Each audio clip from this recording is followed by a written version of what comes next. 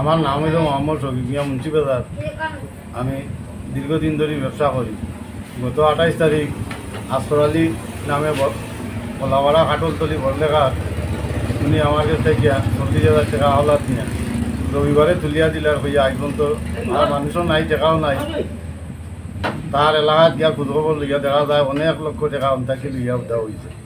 দীর্ঘদিন ধরে তার এলাকা ছাড়া আসর আলীরে আপনি পাইলা গেলা আইসি আমার লাগাগুটা ব্যবসা করে মুন্সিবাজার। থাকতো কই খাইতো কই? ও আমার লাগা ও মালিকের বাসা হরিশরণ থাকতো।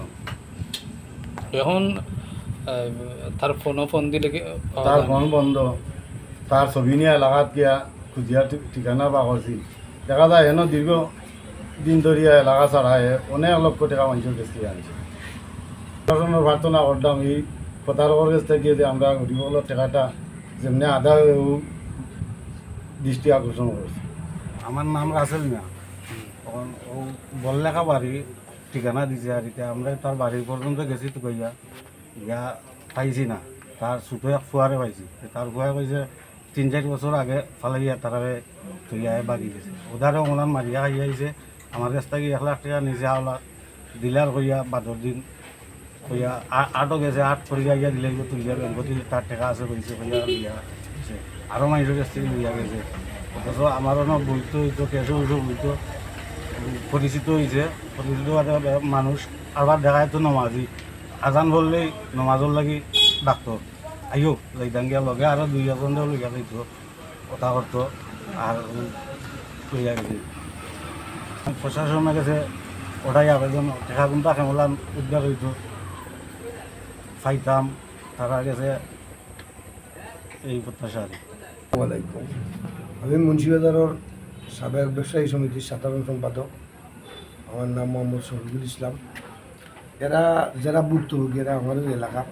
আর ও যে লোকটা তারা প্রতারণা করছে এই লোকটা খুবই নমাজ। এরা তার ভদ্র ব্যবহার এবং আচার আচরণ এলাকার সব মানুষের আসলে মুগ্ধ করেছে। কিছুদিনের লাগে এখানে আইছিল বাড়া তাকিয়া ব্যবসা করে।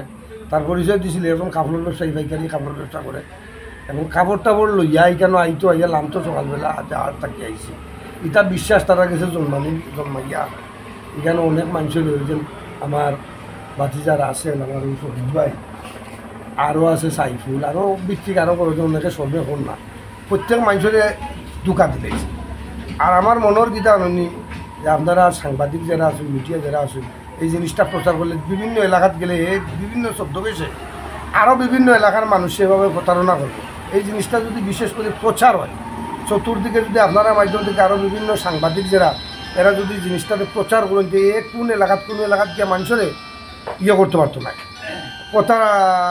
প্রতারিত করার মতো কোনো সুযোগ হইতো না।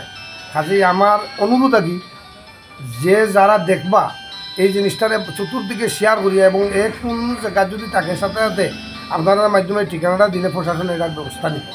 আর আমি বিশেষ করি আপনারা গেছে আবদার আপনারা মাধ্যমে এরাও গরিব মানুষ আসলে সহজ সরল মানুষ তো এরা দুকা খাইলেছে তার এই আচরণ এবং নমাজও দেখা গেছে কি তার নিয়ে ফজরক তো শরীরে যদি পায় তাহলে গিয়া ফজরও আদানোর আগে জোরের নমাজও আদানোর আগে আসরের নমাজও আগে খুব পায় পরিষ্কার আত্মরুত্তর লাগে ইয়া নমাজ এবং 5 জন থাকলে 5 জনকে চা খাবার সুন্দর ব্যবহার আর ঠান্ডা আমি যত মানুষ আমি আপনারা মাধ্যমে এটাই যে জিনিসটা সুন্দর করে সবাই প্রচার করিয়া এই দুকাবাজ থাকি মানুষ জানো বাংলাদেশের মানুষ বিভিন্ন জায়গাতে বাংলাদেশের যে কোনো জায়গায় ঠিক করে আমার এটা অনুমান আমিও তার যে 2-4 দিন দেখছি তার কাছ থেকে বাঁচার মতো সে একদম জাদুঘরের মতো কারবার।